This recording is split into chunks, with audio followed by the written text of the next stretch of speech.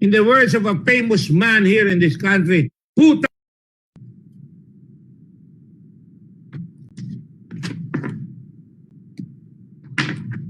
Nahiya naman tayo.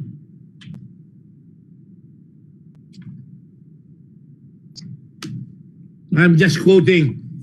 Galit na ang tao sa inyo. Dapat ayusin nyo. Dami ng pinapatay. Kinakalaban ninyo.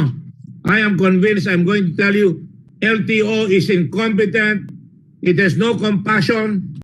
Ganito kainit si Senador Dick Gordon sa harapan ng mga opisyal ng DOTR-LTO kasabay ng pagsisiyasat nito sa batas at programa ng gobyerno na hindi na ipatutupad ng tama. Isa na dito ay ang Motorcycle Crime Prevention Act na naipasa pa nitong taong 2019. Sa batas na ito ay nais ipatupad ang paggamit ng mas malaking plaka upang maging readable o madaling mabasa at color-coded ito. Pero hanggang ngayon ay hindi maipatupad-tupad ng LTO. Pangalawa ay ang programa ng Motor Vehicle Inspection System o NVIS na ibinigay ng LTO sa mga pribadong kumpanya.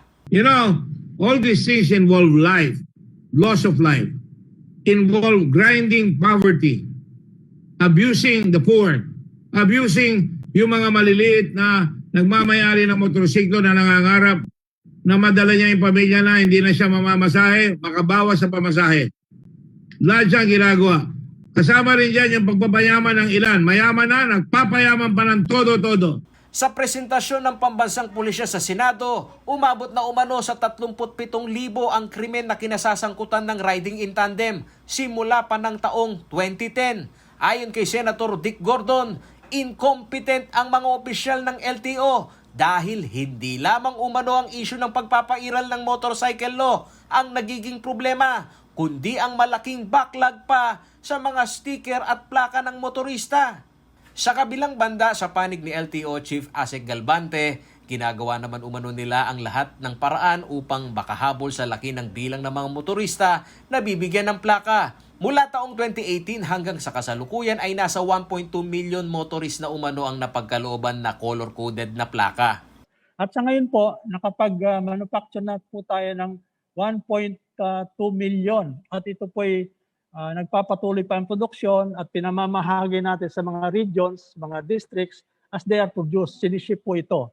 At nagpapatuloy po ito.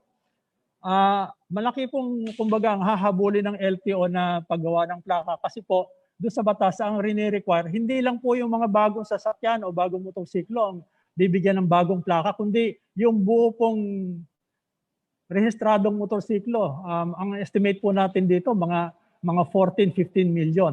Samantala, sa araw ng Martes at Miyerkules, 8 hanggang 9 ng Pebrero ay nakatagda namang imbestigahan sa mababang kapulungan ng Kongreso at sa Senado ang Motor Vehicle Inspection System na inaapila din ng publiko. Paolo G. Santos, CLTV News.